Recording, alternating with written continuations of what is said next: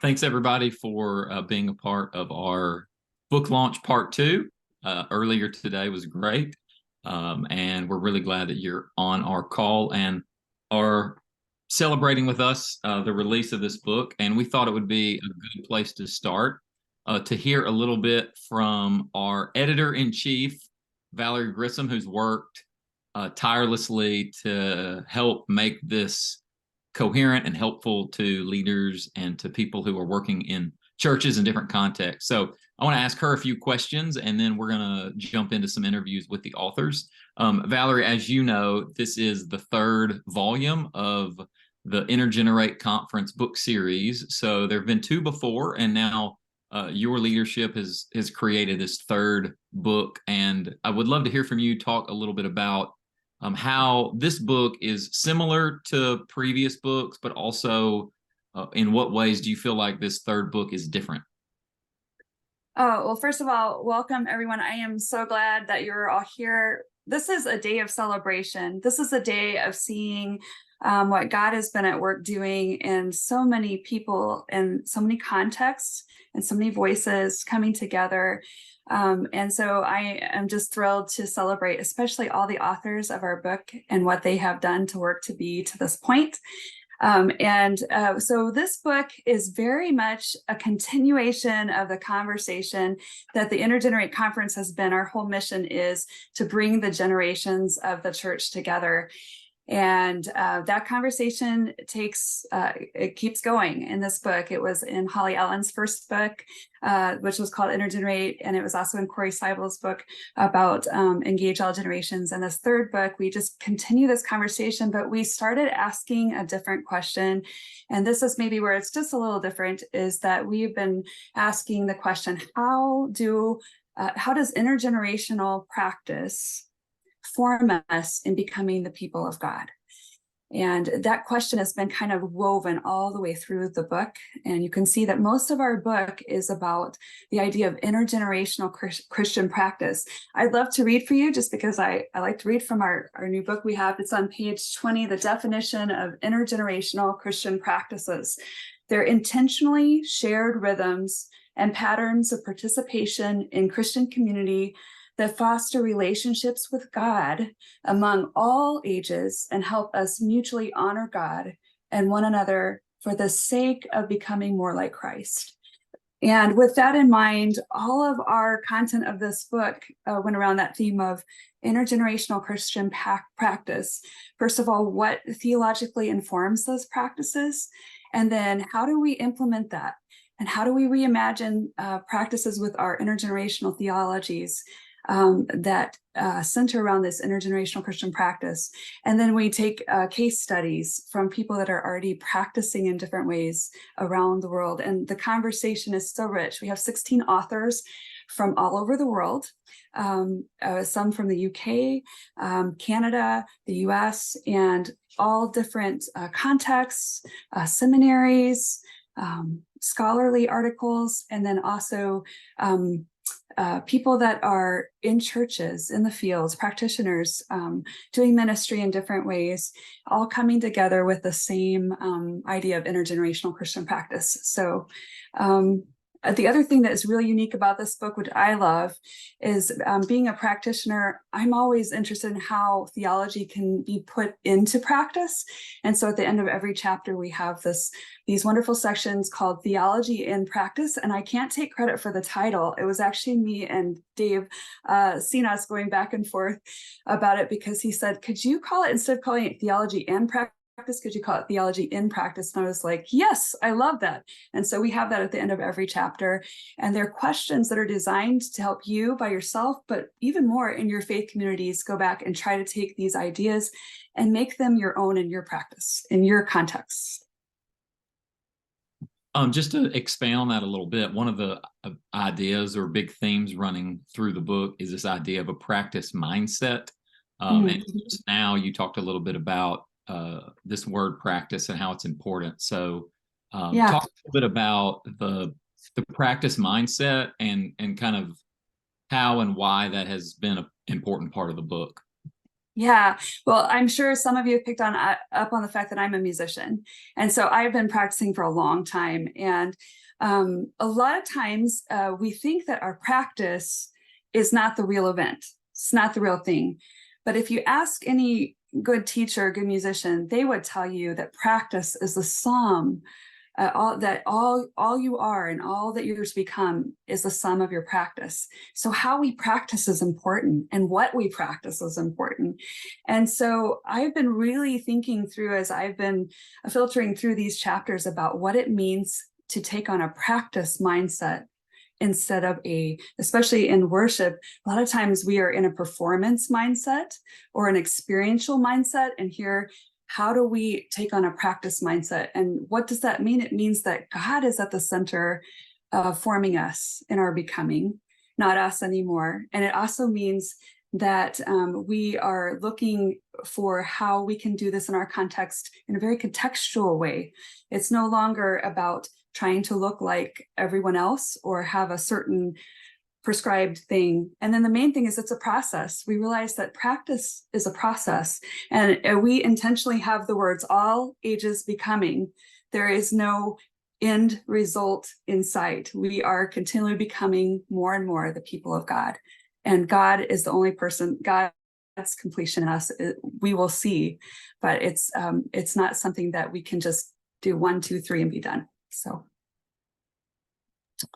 now, one other question before we keep moving on. So I'm intrigued. I love book covers, and I know you're not supposed to read a book by its cover, and I promise I'm not, but I do pay attention to the book covers, and I noticed on the front of this, there is this butterfly, and if you flip through the book, that's this theme that weaves throughout. So before we transition into some of our author interviews, talk a little bit about that image, why it's important, why you see the connection, or how you see the connection between that image and what we're trying to do with the book.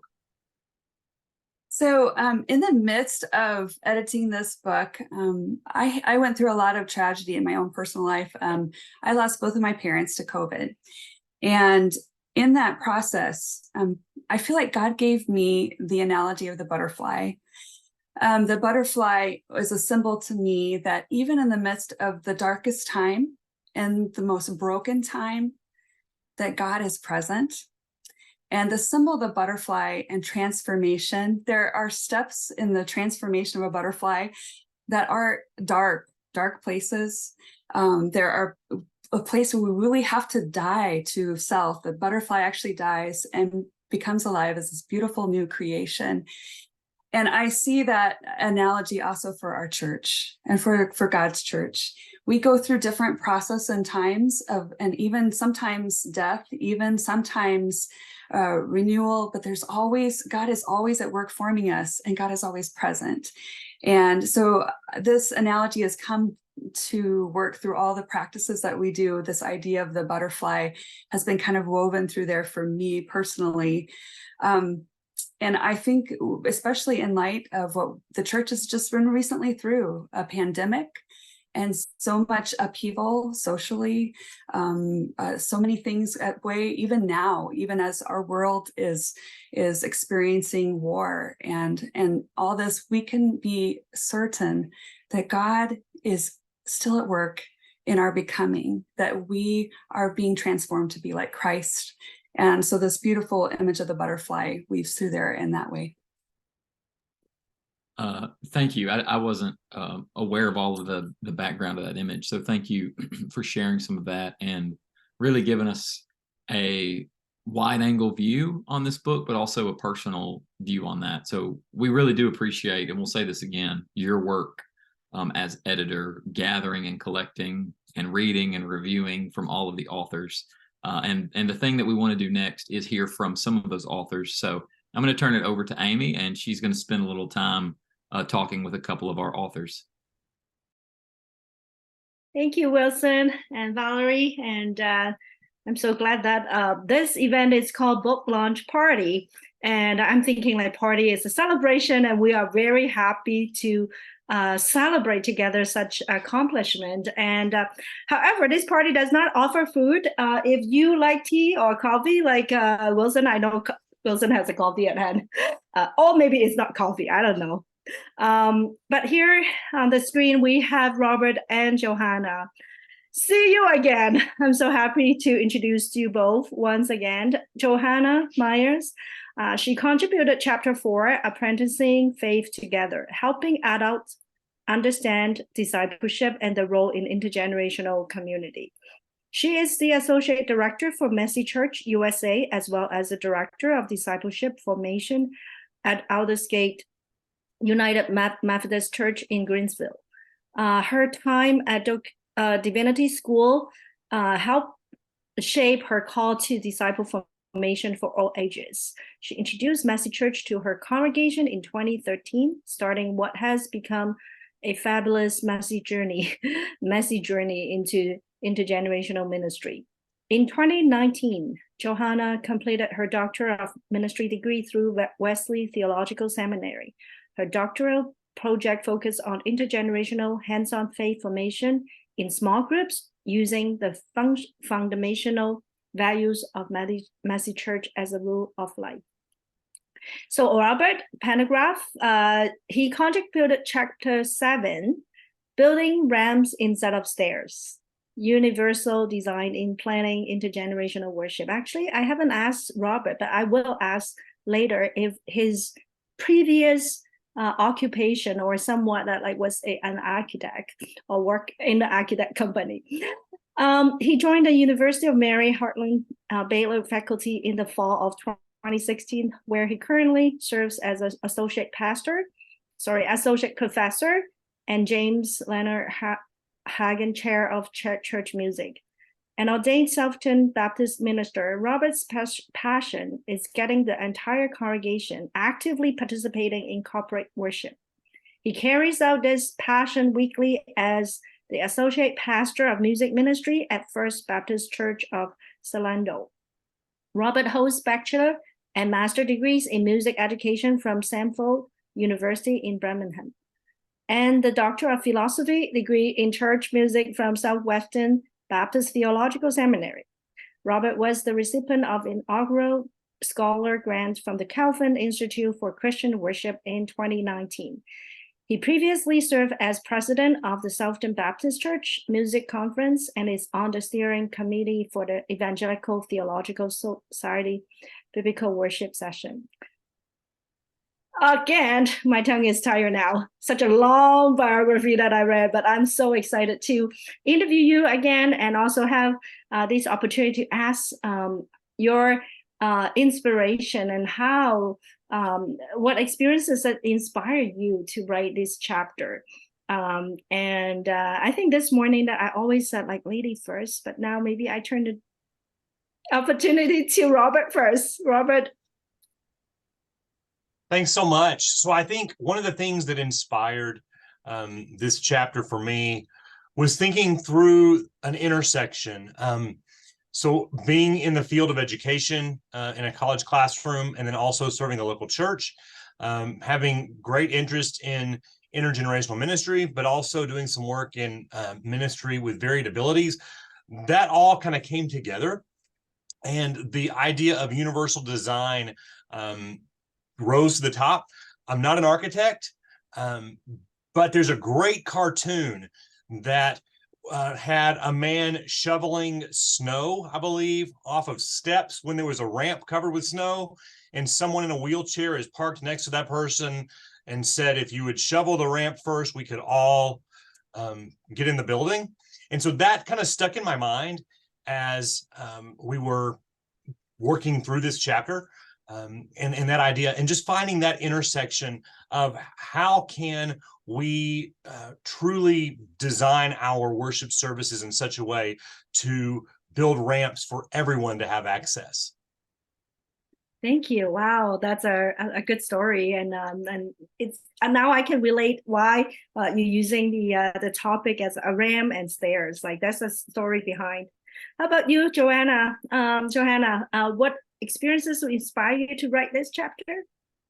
So my chapter was a reflection of kind of my doctoral project. We had done a year-long kind of experiment with intergenerational small groups, and I was kind of pulling together all of the evaluations and trying to get evaluations from the kids and all the adults that had participated. And I got this email from one participant, and it was really grumpy and rather rude. And it really stood out because of all of the people that had participated, he was the only kind of negative. It was the only negative comment. There were suggestions, there were ideas, whatever, that's great. But his was like, I didn't get anything out of this. There were never any adult discussions. It wasn't for me, kind of thing. And I think the gut reaction is to just dismiss it, right? It was an outlier. Like, that's just him. But the more I thought about it, the more I kind of felt like there was something there, even if I didn't want to admit it. So a lot of this is kind of the reflection of, I understood the why of intergenerational faith formation and had the kind of scriptural and theological foundation for that. But that was even a change from how I was raised. I grew up in a church where, you went to Sunday school according to your age, the same way that you would go to traditional school, public school. And that's how most of the people in my church were raised, as church kind of followed that public school model of education. So my model had shifted in my head, but and my why had shifted, but needing to communicate that specifically to adults as to why the model needs to change and why kind of our understanding of faith formation needs to change a little bit. And so all of it is just kind of this reflection on helping to understand and offering some kind of thoughts on how our adults need to begin to understand their place in intergenerational faith formation. I think it's really easy for adults to understand how they are helpful for children, how intergenerational faith formation is great for children, it's great for youth. I think where they struggle is understanding how it's actually really good for us as adults to be in intergenerational spaces. And so that's where that kind of disconnect was coming. So this is my reflection on one really grumpy email. I want to give thanks to that grumpy email or the person who gave really critical feedback to you, because it turns out to be a chapter of a book. It turns out to be bigger things that like we are having right now. And thank you so much. And what about like after writing this chapter or in the process of writing the chapter, is there any impact in your own ministry, in your context? Is there any stories to tell us, Robert? Sure. I think for me, it helped me focus and think through a new lens whereby we evaluate everything we do in worship. And so that lens, I would say, is, are we building ramps? Are we building easy access points for folks with whatever we're doing? Or are we building stairs, which means it's accessible for some, but not for all that are gathered together for corporate worship?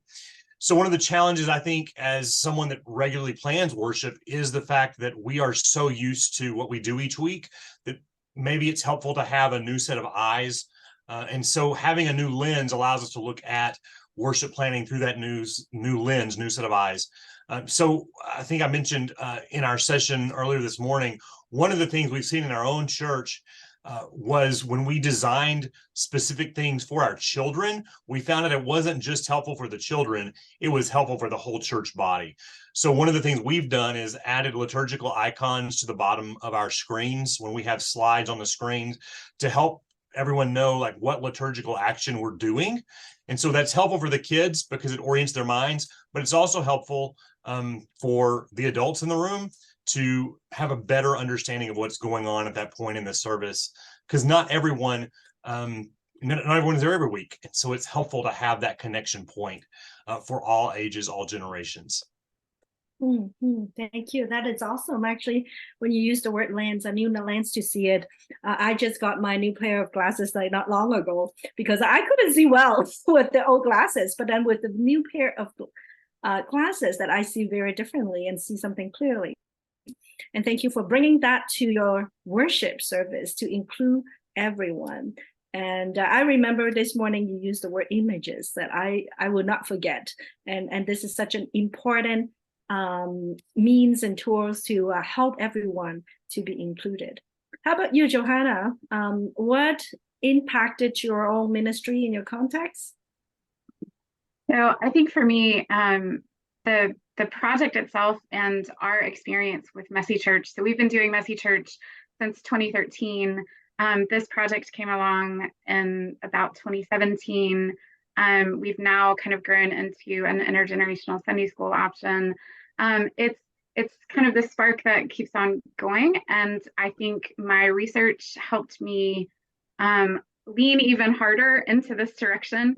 Kind of, you know it might be the right direction, but the more you hang out in the intergenerational world, the more you realize that this really is the kind of direction to go.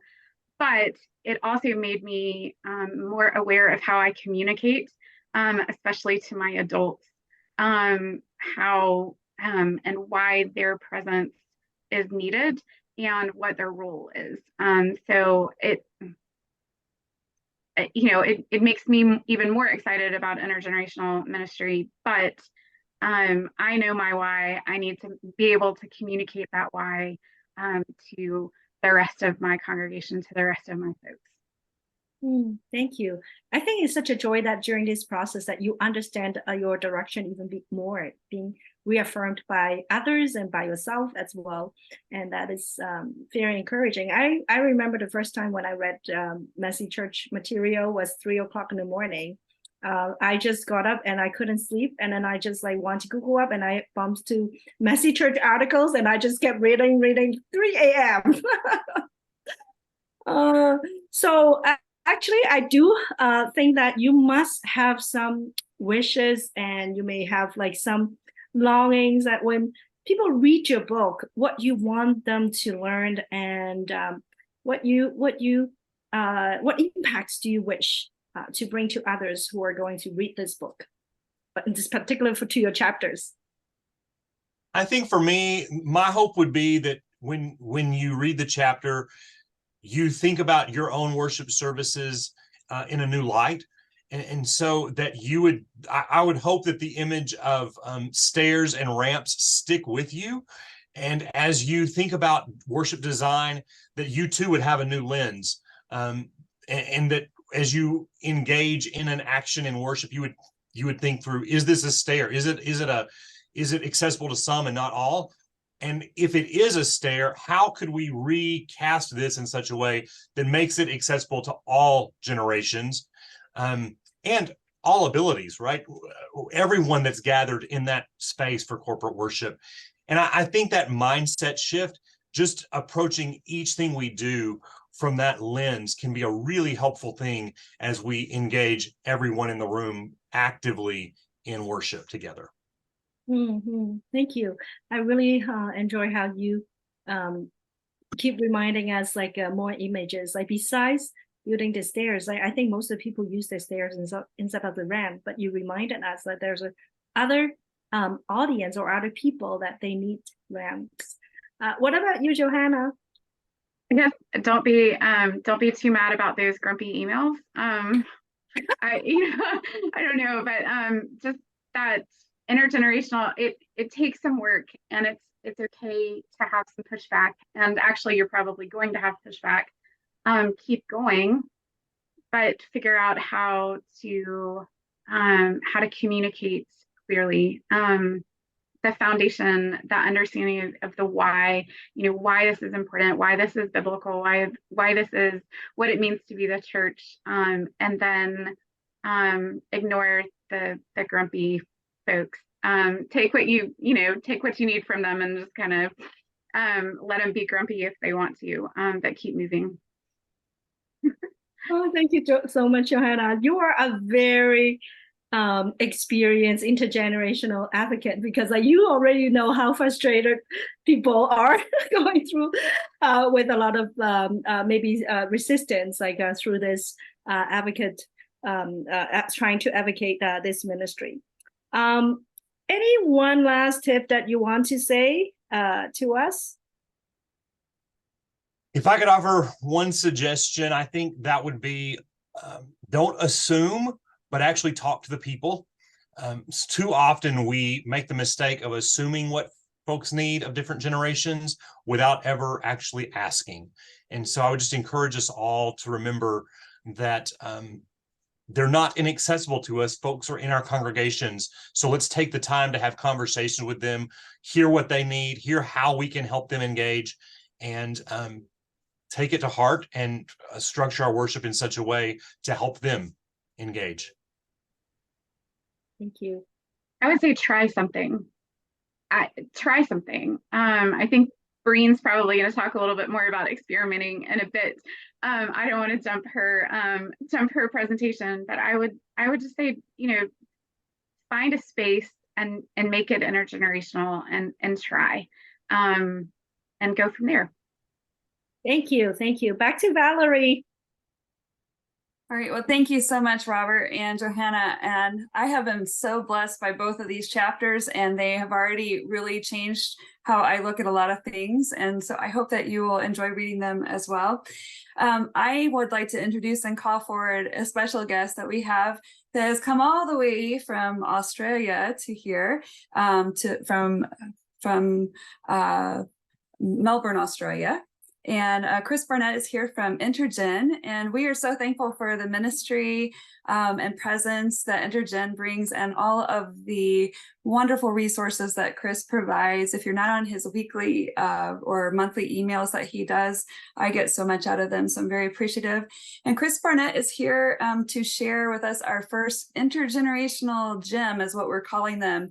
And our my colleague Dawn from the InterGenerate team, she defined an intergenerational gem as a guiding North Star principle or a high mileage tip to help us that are implementing intergenerational ministry. And so, Chris, we invite you to share with us our first intergenerational gem of the night or morning. Or morning. Thank you, Valerie. No pressure at all there. For your kind words. Between the 3 a.m. start this morning and, in fact, now I have, been working on the next update. So if people do want to see that, feel free to put your email in the chat. But for me, when I think about ministry, the most important word is relationship. Often I describe ministry is all about three things: relationship, relationship, and relationship. And in Valerie's definition earlier on today, she talked about intergenerational ministry, about being relationship with God.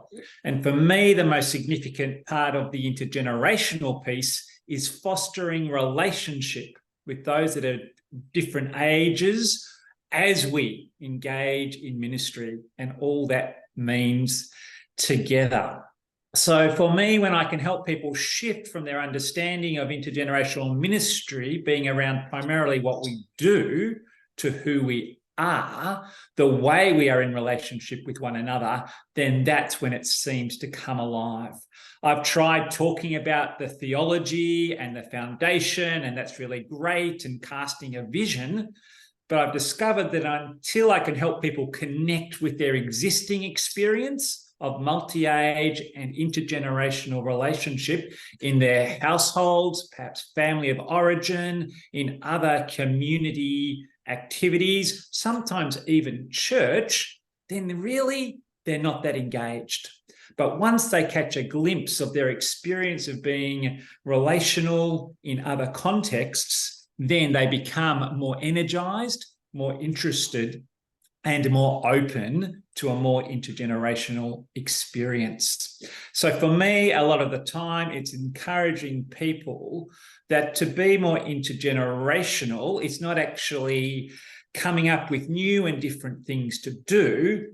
It's simply doing what we do already differently, with a much greater emphasis on the relational connections across and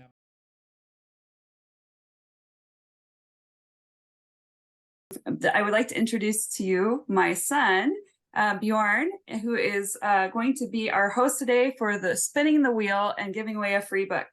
So he has entered all the participants tonight and is spinning the wheel. All right, it's that time. Let's spin the wheel.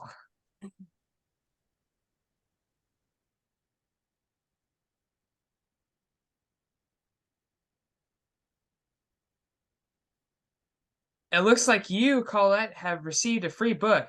Please send me your email so we can hook you up. Congratulations, Colette.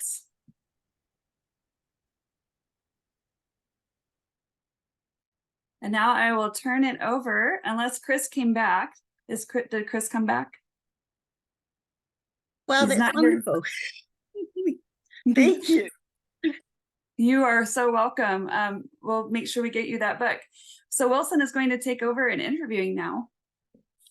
Yeah, I want to keep our conversation going with some other authors. And in this next section, we're going to be talking to Karen DeBoer and Breen Sipes. And so let me give a quick introduction of each of them and their chapters, and then we'll jump into some questions for each of them. I will introduce them and then ask a question and let them both answer, and then we'll get to as many questions as we can. Karen is the resource developer for Faith Formation Ministries, for whom she curates and creates several ministry resources, including online toolkits like the Intergenerational Church, Family Faith Formation, and more. She also creates resources for families, such as Dwell at Home, ministry blogs, a podcast called Open to Wonder, and intergenerational faith practice resources called the Faith Practice Project. She's the author of Homegrown Handbook for Christian Parenting and a contributing editor of You're Invited, a week of devotions for families on the Lord's Supper, God's Big Story Cards, and Jesse Tree, God's Big Advent Story. She currently makes her home in Ontario, Kitchener-Waterloo. I hope I pronounced that correctly. And as far as Pastor Breen goes, let me first tell you, Karen's chapter was called Faith Practices in Community and at Home. Pastor Breen wrote chapter 10 of the book called Let the Spirit Lead, a framework for beginning and sustaining intergenerational faith formation. She is an ELCA Lutheran pastor, a full-time parent, and an all-time advocate for intergenerational ministry. She's been engaged in intergenerational experiments intuitively since 2005 and intentionally since 2015, and is especially interested in the gift that introducing an intergenerational framework of ministry can be to small congregations. She's a workshop leader on both intergenerational ministry and intergenerational worship. Serves as board president and facilitator for Music That Makes Community, where she practices brave shared leadership in building community through singing together. And she and her coworker Paul led us this past summer in InterGenerate 2023, and they did a wonderful job with Music That Makes Community. And so I would encourage you to check out some of the work that they're doing. But we want to focus on our attention on the work that they did in this book. And so first question I would like to pose to Karen and Breen, and we'll just go in that order, is tell us a little bit about what experiences inspired you and led you to write the chapter that ended up in our latest book. Yeah, great question. And I should clarify, at the time of the writing of this book, I was the resource developer for Faith Formation Ministries. I did step down from that role this spring. So just in case they watch and say, hey, we haven't seen you there anymore, just so you know that. But what experiences inspired me to write this chapter? I would say, I began having so many conversations and listening to people talk, adults and others talk about how they felt they kind of had a Sunday morning faith where they were engaging in prayer and Bible reading and other things Sunday morning, but not so much in their daily life. And one conversation in particular really stuck with me, and it was with a young mom who approached me after I'd led a workshop on family faith formation. And I'd shared all these great resources and I was all excited about things. And she said, Karen, I feel completely overwhelmed at the thought of nurturing the faith of my child at home. And she and her husband, I knew them both. He'd grown up in a Christian home, but she said, I grew up in a house where we didn't read the Bible and we didn't pray. And I have no idea how to do this. They both went to my church, though. I'd see them every week and they were active and engaged in small groups. And I realized I had made a really big assumption about the ways in which they had felt empowered and equipped. And it started me wondering about all the other people sitting in the pews and the assumptions we were making about those people too. And so that ultimately led me to start to wonder what might change if we would weave the experiences with faith practices. Other people know them as spiritual disciplines. During those times when we're gathered with all ages and community, so worship on a Sunday morning and elsewhere, what would happen if we would weave those things in experiential ways that would encourage people to not just experience them and engage in them during worship or wherever they were, but enable and equip them to think about how they might continue and play around with them in their life at home. And ultimately, that's what inspired that chapter, and that's what it's about.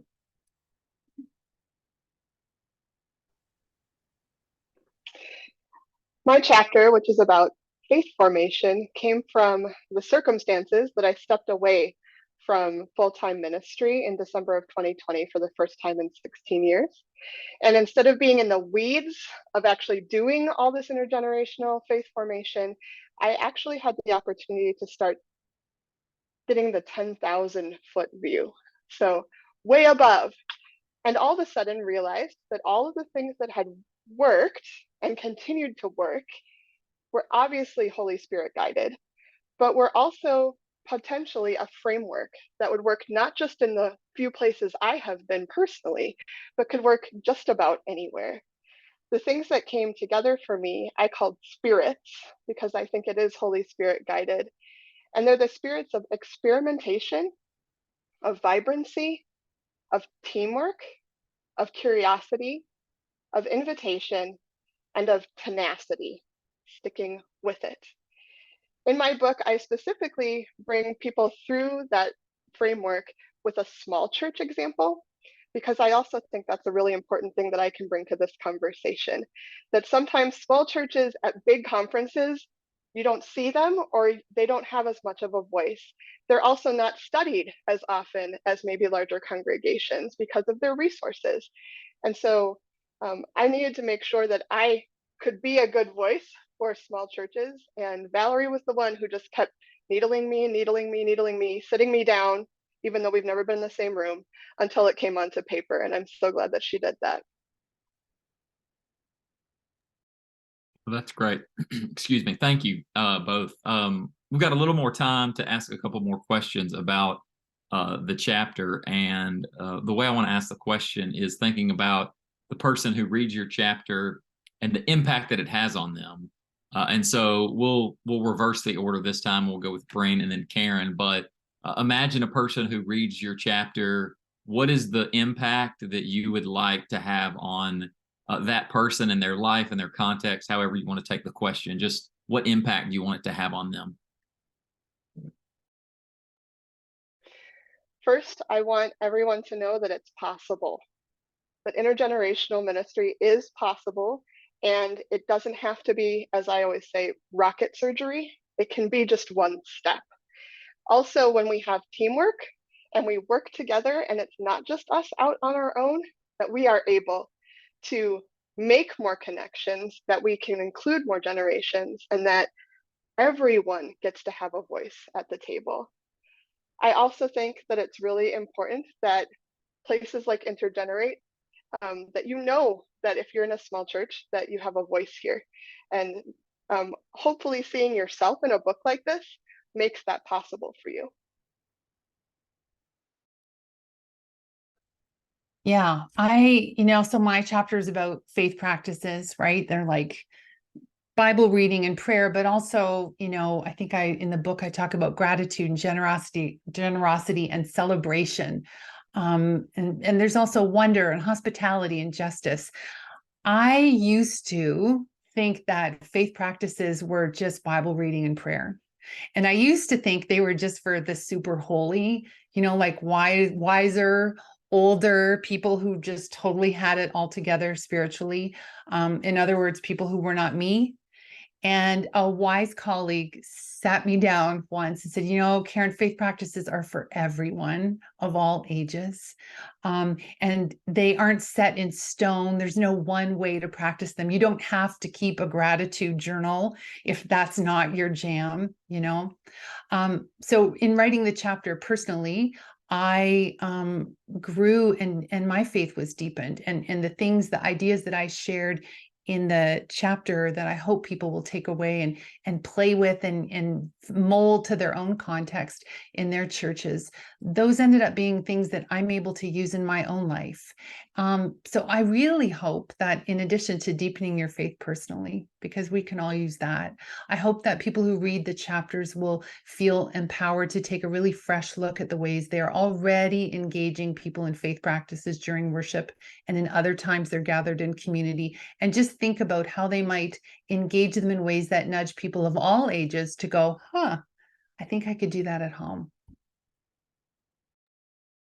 Thank you both. We appreciate the work that y'all put in and the great chapters in this conversation. I'm going to turn it over to Valerie, and she's going to do another brief intergenerational gem, and then we're going to keep on with our interviews.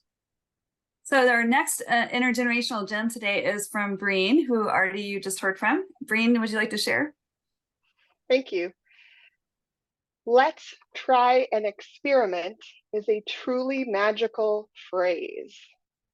If you want to try something new and frame it as an experiment, I have found that it opens hearts and minds and also lowers the stakes for perfection.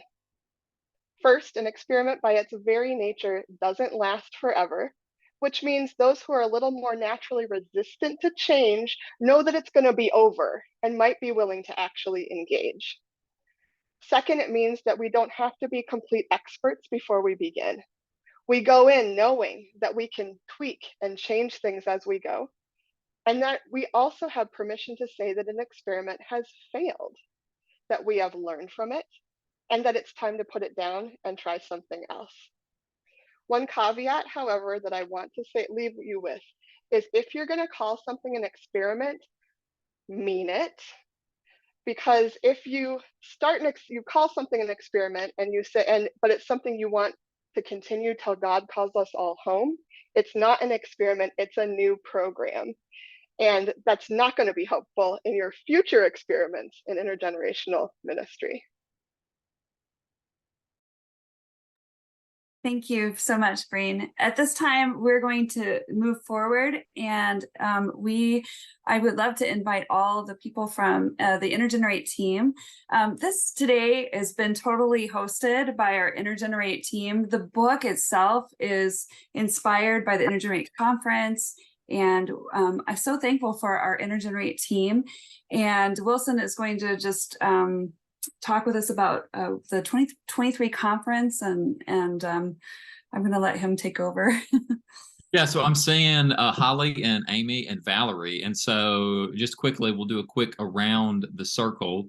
Every other year since 2017, under the leadership of Holly and others, we launched InterGenerate conference, and I say we in the past tense. It was Holly and others. I was not yet a part of it. And then every other year for the last several years, even into this past summer, we have tried to create a conference where both academics and practitioners within the intergenerational world can come and learn from each other. And it's been a wonderful blessing to me. And what I'd like to hear from the three of you is just a reason why this conference matters to you, maybe a highlight for you from this previous conference, hopefully to anticipate our conference that we're planning on having in 2025. So I'll start with Valerie, Amy, and then Holly. Just why do you love the InterGenerate conference, or maybe a highlight from this last year's conference? Well, I can start. My favorite thing about InterGenerate is the conversation. Just like tonight, and just like this morning when we had the first session, we are all passionate about intergenerational ministry, and we come from all over the world, and we come together. And this conference, that's what it's all about, is coming together, learning from one another, in the same model of intergenerational ministry that Breen was just talking about, where we experiment together and learn together. We're doing that with the voices from practitioners, academics. So there's scholarship involved, there is theology involved, there is biblical foundations involved, sociology, and just the wonderful presence of people who have gone before and who are coming up behind, and this encouragement of this whole conversation. And so that is what I love about InterGenerate, and so passionate about being a part of. And I love the conference. In 2023, it was just another one of those where we got to meet more people. A lot of people on the screen that I had never met in person, got to see them in person, and just renew the relationships that Chris was talking about. It's been wonderful. Thank you so much. And I do feel that I echo with Valerie. If I need to use an illustration, I feel that I'm like a lost child and find home now. For years that I have been like trying to practice and trying to push this intergenerational concept. I didn't even have a term to put in, but then I just want to make the church community more inclusive and being able to do 0 to 99 and everybody is in it, and overcome all these like barriers or dividing walls. But I think intergenerational ministry is one of the answers, and I'm so blessed to be chosen. That's how I feel as well, and be part of the team. And I went to 2021 conference, online conference, and then I was being invited to be part of the leadership team in 2023. So if anyone that you feel that you're alone doing this ministry and be an advocate, and I think you should be finding feeling belonging in this conference, and mark your time 2025. What do I especially love about these conferences? Perhaps among many things, it's the idea that practitioners and academics come together. Since I've been in the academic world, before I was more of a practitioner, but since I've been in the academic world, it's just basically a bunch of academics come together and talk about theory and ideas. Am I muted? No. Surely someone would have said something. But I love bringing together people who are in the trenches, going to it, and we're sharing with each other. It just is very, very real. And the other thing is that I first experienced this as an adult in the 90s, and it captured my heart. It captured my mind. I changed my career. I moved my family to California to do my doctorate, and I had this vision of doing intergenerational ministry. This was like in 2000. I mean, that was the most, there was just nothing going on. That was the height of the seeker-sensitive world, and the height of age-segregated ministries. And I just was calling out, and there was no echo. So it's been lovely to see this come to fruition and find excited people who say things like, I've been wanting to do this. I didn't know it had a name. And finding a home at InterGenerate. So those are a couple of my favorite things. Well, I'm gonna hand it over to Amy and let her do some more interviews. Thank you, Wilson. And the next set of special guests, authors, are actually Wilson and Holly. And I remember this morning Wilson was trying to say, like, one of the author was his favorite person, and I want to say that these two are also two of my favorite person as well, and something that Wilson and I are in common. I don't know, Wilson, if you know, but you must know that we both mentored by Holly in our DME project. I'm going to introduce you, Wilson. Thank you for contributed chapter 2, honoring the image, receiving a creational theology for intergenerational ministry. Wilson serves as a minister at the College Hills Church of Christ in Lebanon, Tennessee. Over the last 12 years with this church, some of his responsibility have included working with young adults, preaching and teaching, adult formation, and small groups. Before College Hills, Wilson worked with churches in Tennessee, Texas, and Australia. His doctorate of ministry with Lipscomb University focused on intergenerational spiritual formation, and that work resulted in a contributing chapter to the book InterGenerate. So Holly Carterton Allen, chapter 16, benefits, challenges, and recommendations for intergenerational ministry, findings from recent congregational research. Holly retired in 2021 from her position as professor of Christian ministry and family science at Lipscomb University in Nashville. In retirement, her areas of interest continue to be intergenerational ministry as well as children's spiritual formation. Allen's books include Intergeneration Christian Formation, bringing the whole church together in ministry, community, and worship. Forming Resilient Children, the role of spiritual formation for healthy development. InterGenerate, transforming churches through intergenerational ministry, and nurturing children's spirituality, Christian perspective, and best practices. She chaired 2 biannual international cross-denominational conferences, InterGenerate Conference and Children's Spirituality Summit. Okay, after long biography introduction, and now I want to have my questions to both of you. Again, what experiences inspire you to write this chapter? Tell us some stories behind it. Wilson. Yeah, so for me, the chapter that I wrote in this book was a part of a theological shift for me, and one that basically tried to take more seriously those initial claims of Genesis 1 and 2 and how that shapes how we read the rest of Scripture, and to see those as primary and foundational claims about who God is and who we are, and that conviction that everyone is created in the image of God, all of humanity is. And I tried to intersect that with this growing passion and interest and research in intergenerational ministry. And so this chapter was an attempt to try to bring those 2 passions and interests together, this theological conviction with this pastoral priority. And so that really formed the chapter's origin of trying to figure out, I think these 2 things relate to each other. And so what would it look like for community of faith to honor the image of God in all different ages of life? And so that really was the impetus for me trying to write this chapter. Thank you, Wilson.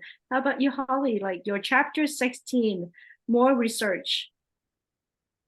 Yeah, it was just research. It was based around some work that I did in 2021. I actually retired in 2022.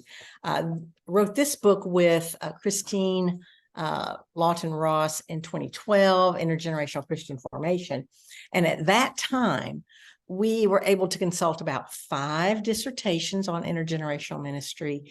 And by that time, though, there were some national studies on faith development and spirituality and religious growth for teenagers and emerging adults. And they were saying that young adults and youth need intergenerational relationships. And so they were recommending becoming more intentionally intergenerational. So we had those 2 big studies to look at. That was, 3 really. This was Kinnaman's work and Christian Smith's work and Carol Powell's work.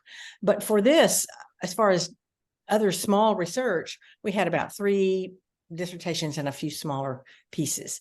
So in 2020, when we started looking at possibly doing a second edition, I thought, well, I'll look and see if there are any more dissertations out there. I knew Wilson's was there, and a few more. I knew of about 3 or 4 more. And I looked it up, looked in the database for dissertations, and found ultimately about 50. And I still keep finding them. I did not know about Johannah's when I was doing this. It didn't show up in the database, and there are others that I found, but it was exciting to find 50. And I was able to use about 37 of them to say what's happening in DMin research. There were some PhDs, some DWAs, Doctors of Worship Arts, Doctor of Worship Ministries. There were a couple of EDDs. So lots of doctoral projects that Mostly we're done at the congregational level saying we're becoming more intentionally intergenerational. This is what it looks like. This is what we found. So it was very exciting. And that's what this chapter is about. What did these 37 doctoral projects find? So it was wonderfully exciting to find this wealth of material and to share it with people. Thank you so much, Holly. You did all the work for us, and we just read all these summaries and also knowing where they're from. And I'm sure that like writing these chapters, not only trying to inspire others, but also through this process, it inspires yourself as well. And maybe you learn something and having an impact in your ministry, in your context. Can you tell us more about that, Wilson? Yeah, so for me, one of the ways that I've tried to let this shape me, I guess from Sunday to Sunday, Wednesday to Wednesday, is simply paying attention to how I view people. And Robert earlier used the image of stairs versus ramps and how we think about intergenerational ministry and giving people opportunities. And for me, the image that comes to mind is that image of a mirror, and thinking about every age in my church as a reflection of the image of God in some way. And so for me to try to interact with all different ages with that conviction that 4-year-old Henry, who I saw on Sunday night at our trunk retreat, has something to reflect about the image of God in the same way that Mary, who I saw, who's 84 on Sunday morning, that she too has something to reflect about who God is. And so my responsibility and my ministry and my leadership is such that I want it to be where I'm interacting with both of them with that conviction that they're created in the image of God, so they have something about who God is reflecting in their life. So it changes my posture towards every single age that I interact with on a given Sunday or through the week. That is very powerful. Listen, that changes how you pastor as well. Holly, actually, I do feel that like you must have making a lot of impact like in your context. I'm actually quite interested if you are writing the next book, or maybe you are writing already. What directions or what, you're gathering research for us, but like what would the next book or next chapters that you might be interested to explore? Well, that was not part of the questions, but I'm thrilled to answer it. The church that we worship with has about 1,000 people. And a few months ago, some people met and said, we need to revamp our life groups. We would like to do something else with small groups. And so I was on that committee. And the first week we met, just chatted. And she said, next week, the leader said, next week, come with an idea. Well, I had an idea. And so next week I came and she started the question, does anyone? And I raised my arm and said, and I spoke 6 minutes. And at the end of that, someone said, let's do that. And everybody else laid down their stuff and they said, let's do it. So I described to them what intergenerational small groups look like, how they had looked 30 years ago when I was first enamored with that. And we just, it just flew. And so we began working on it. 2 weeks later, the committee chairman said, Holly, would you be willing to write the curriculum for our intergenerational small groups? And we were just leaving. Everybody had already stood up and I turned around and said, I have been waiting 25 years for someone to ask me that question. Yes, I will write that curriculum. So I'm seeing my editor at university this weekend. I'm bringing him what I've written. I've already written 7 weeks, and hopefully there will be a book on how to do intergenerational small groups. Everybody should be cheering because this is the problem. Everywhere I go, Breen's going, yay. Everywhere I go, people say, we'd like to do intergenerational small groups. We don't want to do the kids and we don't know how to do it. Now you will know what to do. So I'm very excited. Yes, it's very exciting. I'm just thrilled. So nobody's asked me that question. So I'm thrilled to answer it here. Actually, it does like in the question, because it's how does it affecting your ministry in your context? And now you're telling us a story many years after that God just brought this dream come true. And thank you so much. I know I'm running out of time, but I still want to ask one very quick questions that what one tip that you want to share to our audience tonight, like an intergeneration tips. You must have a lot, but just one big one, high priority ones. Holly, you go first. Okay, I said start small, but I think it was Breen who said try something. People think, oh, we've got to become entirely intergenerational. No, just try something small. And the other close thing to that is you don't have to have all the generations together all the time. Having 2 generations intentionally together, it's intergenerational. So those are my small ideas. Thank you. Your quick word, Wilson. Yeah, to build off that, when I will work with a church, I will always just ask them the question, whenever you're doing a ministry, a service project, a worship service, whatever, the question that I always find really helpful is how can we add one more generation to this? And that gets to what Holly's saying. It doesn't have to be 4 or 5 to make it intergenerational. Just simply the presence of one other generation who's not typically there or a part of it is a really helpful question to ask, because that forms a groove and a muscle in a church leadership that I think can ripple out into other aspects of the church. Thank you. Now getting back to Valerie. See all these tips and treasures. There's so many more inside the book. So if you haven't read it yet, read it. You will find tons of these kinds of ideas inside there. I'm very grateful for all the treasures. Right now, I would like to invite Daron Pratt to the screen, who is also visiting from InterGenerate Australia. He is one of the founding members of InterGenerate Australia. So we welcome him here today. He's also Children and Family Ministries Director for the Greater Sydney Conference of the Seventh-day Adventist Church. And my favorite thing about Daron, of course, is that he is a chicken lover. He has some of the cutest chickens ever.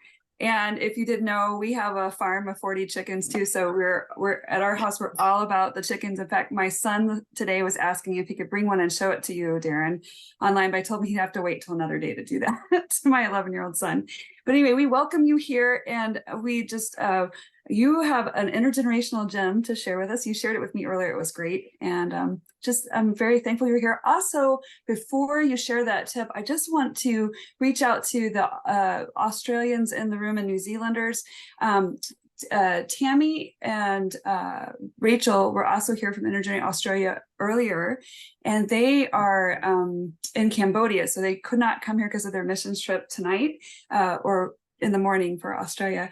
But it'd actually be a different time in Cambodia. So it's very confusing. But Tammy would let me know that they are putting on their website, hopefully in the next couple of days, under the resources. And my son Bjorn is going to put that in the link again.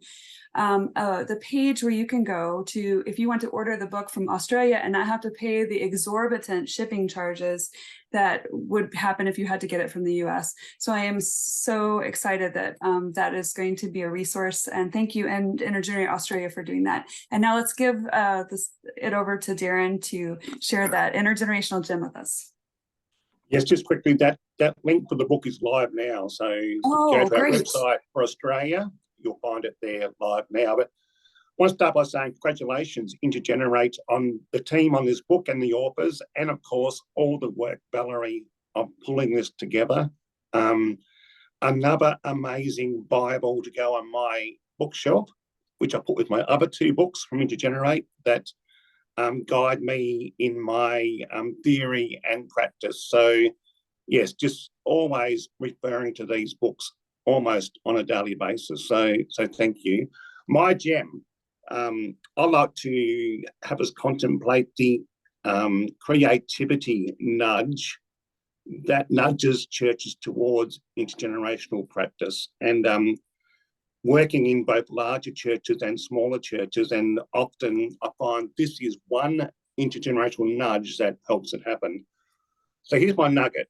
When congregations, that's all participants, wonder, play, build, twist, create, and recreate together, they live God's story together.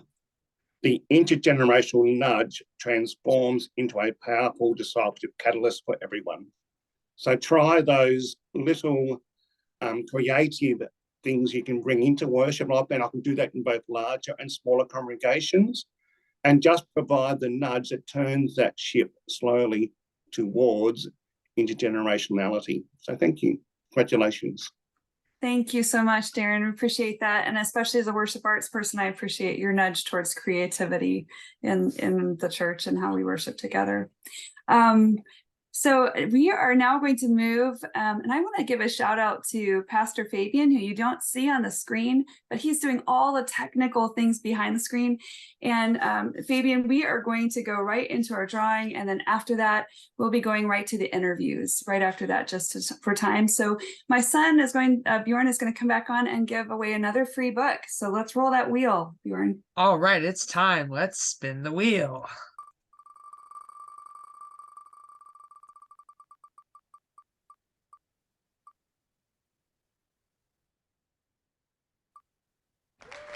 Oh, that was close. It looks like Luis is the winner of our book. Please message me your email and we can hook you up. Brilliant. Thank you. Yes. Exciting times here on the wheel. Thank you, Bjorn, for doing the drawing. So at this time, Fabian, we are going to go to our interviews with Wilson, Linda, and Johannah. All right. So I will do a quick read of their bios to let you know a little bit about them and their contributions in different areas of their ministry. And then we'll jump into some questions. So let me tell you a little bit about Linda Staats, who wrote our opening chapter, chapter 1, called Circle of Blessing, Foundation and Fundamentals for Intergenerational Ministry. Linda is a national speaker, workshop leader, curriculum writer, author, consultant, leadership coach, and founder of Homegrown Faith.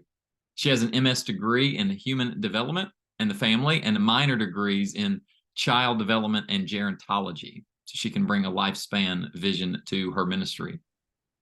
Her passion and approach to all age interaction is reflected in the resource, The Generosity Project, which is an intergenerational approach to discipleship and stewardship.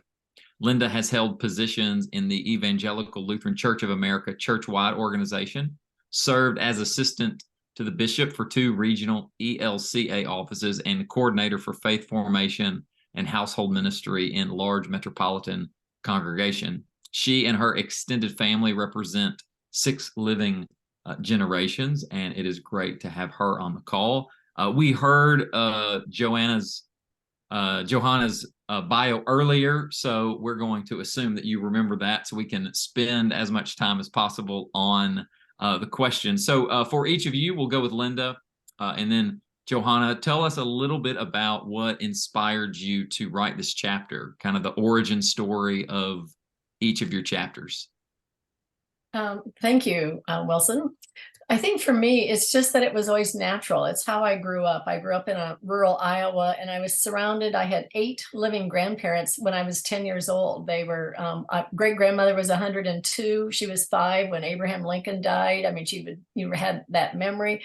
And our little town, everybody knew my name. I couldn't get by with anything. They would tell my dad, in our little church with the church basement and the church ladies. And it was just this sense of belonging.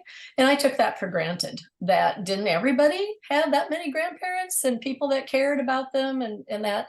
But when I started teaching family relationships and human development on a college level, I soon realized that my students, that was not their shared experience, that they didn't own something that had belonged to a generation before them. And today, they don't want to own something, antiques from other generations. But that was my inspiration, that how can we change that? But what motivated me beyond the inspiration was something that I read in 1997 that really focused my career, I would say. It was written by Peter Benson in a book called All Kids Are Our Kids. And Peter at the time was the president of Search Institute, doing a lot of that research about what do kids need in their life.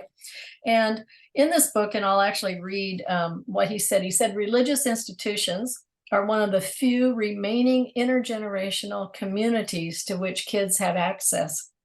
Yet, congregations as intergenerational community represent potential rather than reality, since most communities of faith are as age segregated as the rest of society. And some of you may have heard that phrase or that quote that Sunday morning is the most age segregated hour, of the week or day of the week.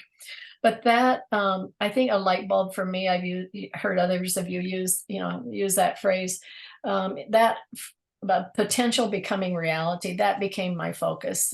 That became my rallying cry, that being in a congregation is like, oh my gosh.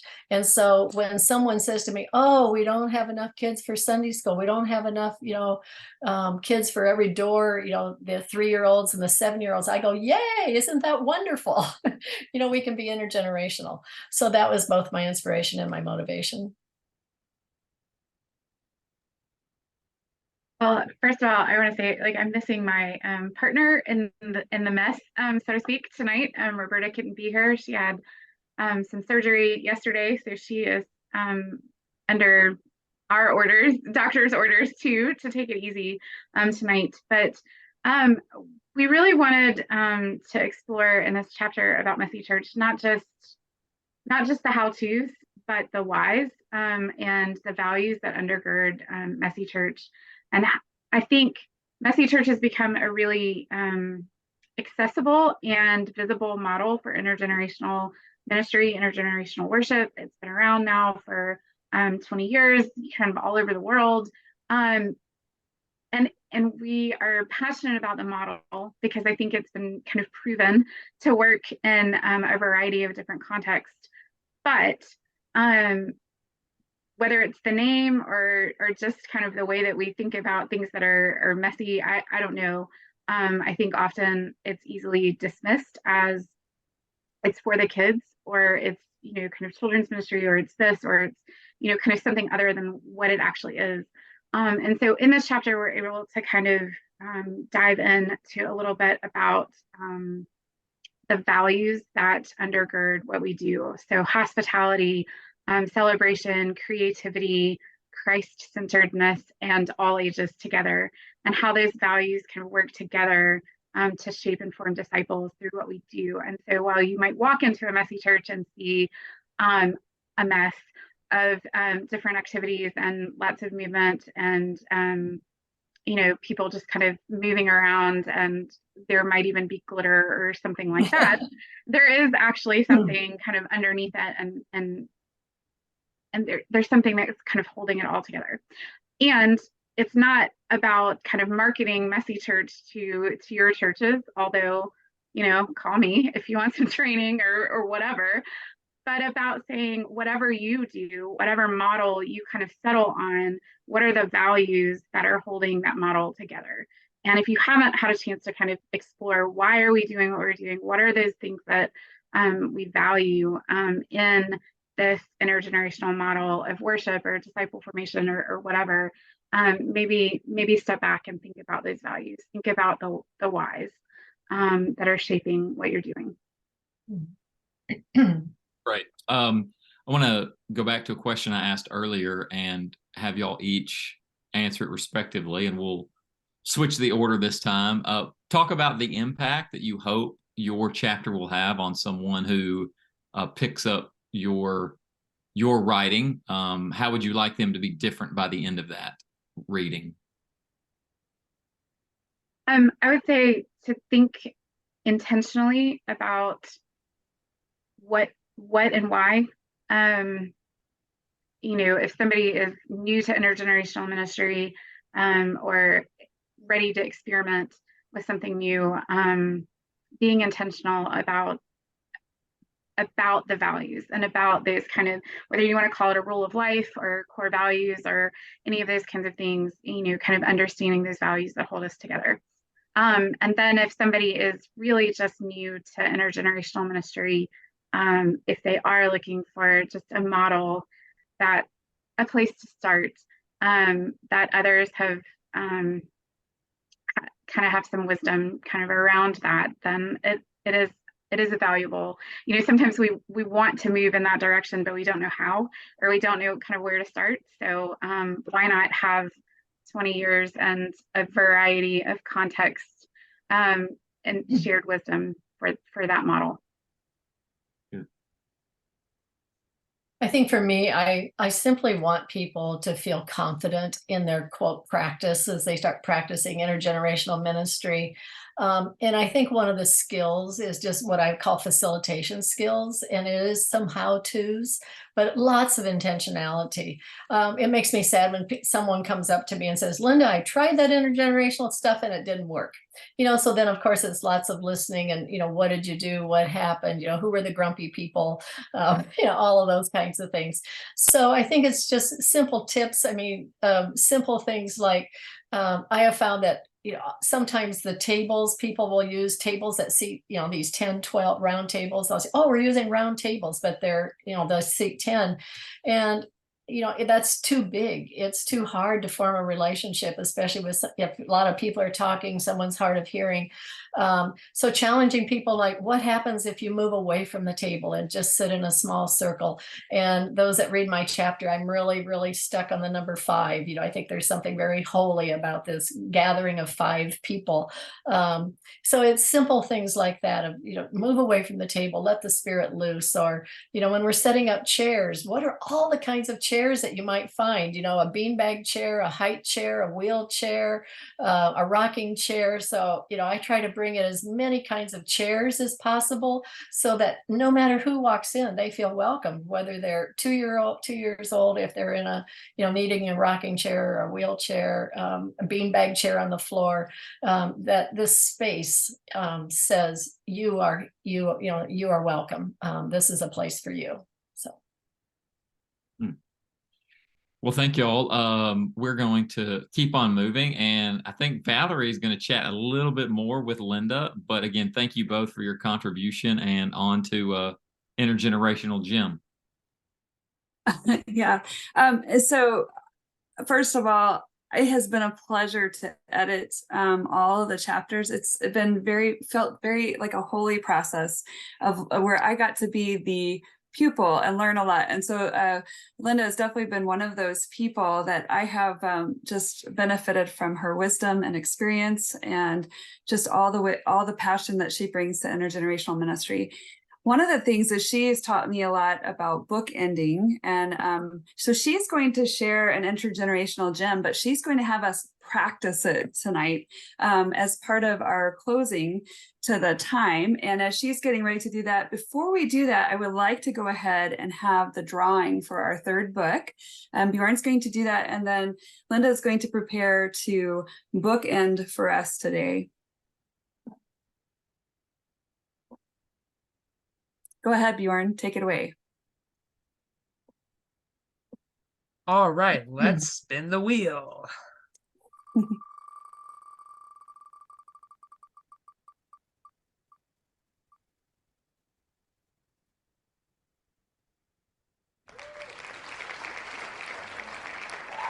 Alrighty, Sharon, it looks like you have won a free book. Please contact me with your email so I can hook you up. Thank you. Thank you, Bjorn, for running the wheel for us tonight and this morning. That's been a lot of fun. Someone this morning told my son that he was better than Pat Sajak, but he doesn't know who Pat Sajak is because he's from a younger generation. So that was kind of funny. We still have to explain that to him. Anyway, so Linda is going to end. She shared with me that she does this a lot of times at the beginning or the ending of events, and it's just a wonderful practice that I'm still learning from her how to do. And I asked her if she could do it via Zoom tonight for us as we end our time together. So thank you, Valerie. I'm learning too. This is a practice. It's, as all of you know who do intergenerational ministry, when you're in person, it's very different than when we're on a screen, but that doesn't limit us. Especially during COVID, I said, no, we still need to bookend and find out who's present. So something that's important to me is that whenever we do gather, and we're gathering in the name of intergenerational relationships, to say, well, who are the generations that are present? What are the ages, that are present? And the title of my chapter is called Circle of Blessing, because those who know me, that no matter where I go or where I'm at, and it could even just be a household dinner at Thanksgiving, will say, who's the oldest one here? Who's the baby that's present? And how is God shaping us, across the generations? So I have asked Who's my helper this evening? Who's going to put up the screen? Fabian. Pastor Fabian, yes. Yes, Fabian, we're going to look at two screens. The first one is one that we often see, when we think about generations. So in my chapter, I do challenge people to think of 7 generations, not just 5 that we often hear about. But you'll have an opportunity, so we can just see according to generations, what, who is here. But I've started to actually use this less because this is very US centric. When we think about generations being formed by historic events, often those, at least some of the research I look at, it's based on, the historic events in our culture. And also we know that not every culture thinks of generations in the same way. So I think, there's lots of exceptions to this. But for us gathered here and we talk about generations, quickly, can you click on the dot that represents the year span that you were born? And then we'll see what the results of our group here. And Fabian will tell us the results.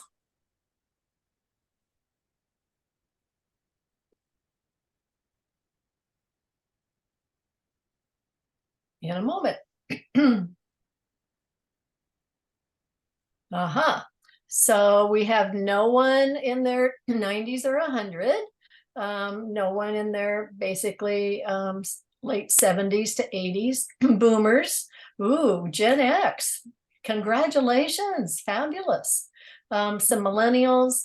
No Gen Zs or Alpha. So I love Wilson's question. So if this was your congregation, how could you include more generations? What's keeping others? And often I know people say, oh, why isn't a certain generation here, meaning in the church? And I always say, why don't we go there? And especially when we look at people who aren't mobile or because of an illness or can't be with us, how do we reach other generations where they are? So let's put up the second screen, Fabian. And this is simply, and I find this is often much quicker, and simply to say what decades. I was asked to speak at a mission congregation, and the pastor kept apologizing to me. He said, oh, we only have 18 people here today. And I'm going, there's no reason to apologize. It's 18 people. And, we were in a school room that they were renting. And when we looked at the decades that were present, we had 10 decades. We had a retired general in his 90s, and we had this baby that was 3 months old, and every decade in between. And I'm going, and you're a mission congregation that can have a banner out front that says, we are an intergenerational community. Please join us. I mean, I said, that's your banner. That's your rallying cry, that you have all decades, represented in this community. So let's see who we are as an intergenerational community this evening, based on the decade that you represent. Meaning what year are you? Are you in your 70s? Not when you were born, but are you 45? Then you're in your 40s.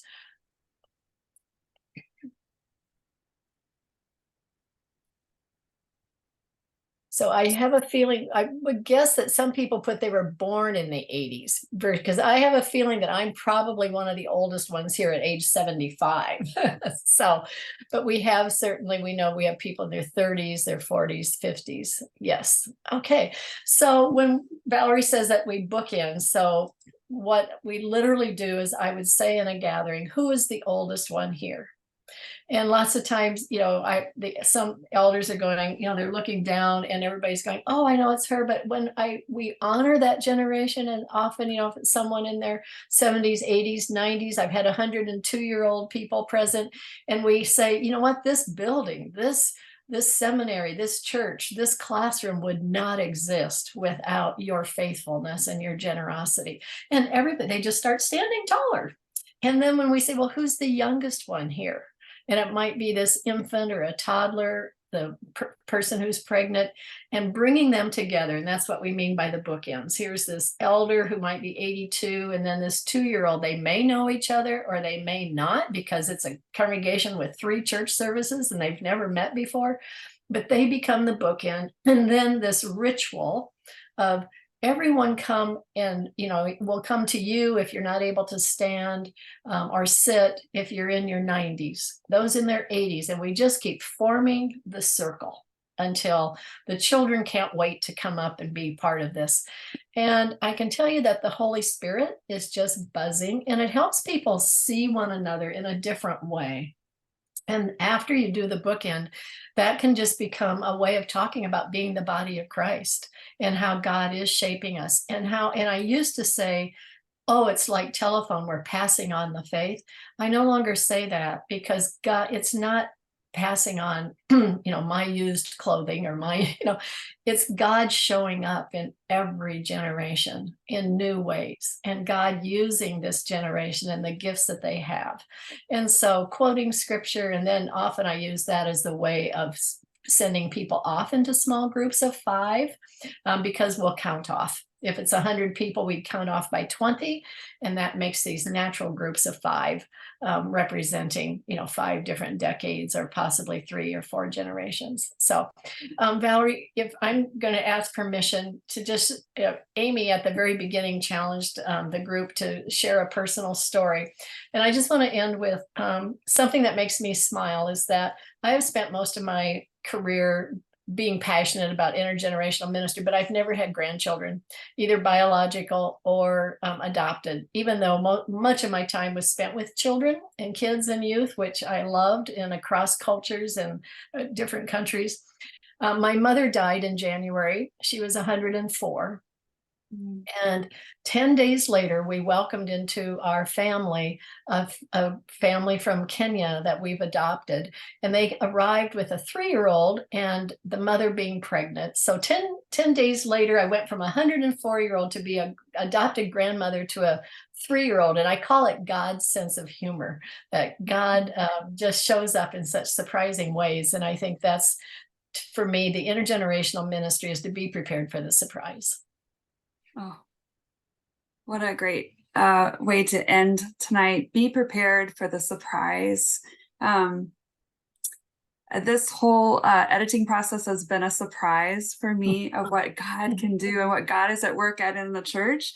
And so I just give thanks to God today for each one of you that are here, each one of you that are doing the work that you're doing in your context and amazing ways that God has gifted you to do. So I thank you for your support of this book. And I thank you for support of the intergenerational ministries and for continuing the conversation. And I especially want to thank my colleagues from the InterGenerate team tonight for putting on this event. Wilson, Amy, thank you for hosting, for interviewing. Thank you to all the other team. Dawn did so many things to make this happen tonight, and she's not on the screen, but I am so grateful for her. And I just would like to end our time, unless there's anything Wilson or Amy would like to add. I did want to add that we are recording this event. We recorded the one this morning, and some have already asked for it. And so we'll be emailing you out in the next week. We already have the first one out. It will be probably going Facebook Live probably tonight or in the morning. And so you can look for that as a way. There's just been a lot of the tips, just like you've seen in this one today, but also in this morning, there was a different set of people here. And the Spirit was at work and is at work tonight, and was here this morning or this morning for those in Australia. And so we are just thankful for all that that God has done, and thankful that God has brought this book to completion. And now we pray that it will continue to stir up the Spirit in the places that it goes, where people read. Wilson and Amy, is there anything else that you'd like to share before I pray over the book and pray over those that read it as we leave? Special thanks to Valerie, and also special thanks to our tech individuals, Bjorn and Pastor Fabian. Thank you for making this work so smoothly both times today. Yes, and all the team of Amy's church that hosted Zoom for us. We are just so grateful. This is thank you for all the audience that are trying to carve up time to attend this book launch party, and thank you for bringing your own drink as well. As we end, this is the very closing page of my book. This is the prayer that God gave me as I prayed over those who wrote their chapters of this book. And it kind of became kind of encouragement to me and encouragement to the authors. And now I pray it over those who read and those that are continue the intergenerational work in your context. This is from Philippians 1:3-6, the Message. Every time you cross my mind, I break out an exclamation of thanks to God. Each exclamation is a trigger to prayer. I find myself praying for you with a glad heart. I am so pleased that you have continued on in this with us, believing and proclaiming God's message from the day you heard it right up to the present. There has never been the slightest doubt in my mind that the God who started this great work in you would keep at it and bring it to a flourishing finish on the very day Christ Jesus appears. May you go out of here blessed to bless others. Thank you for coming tonight.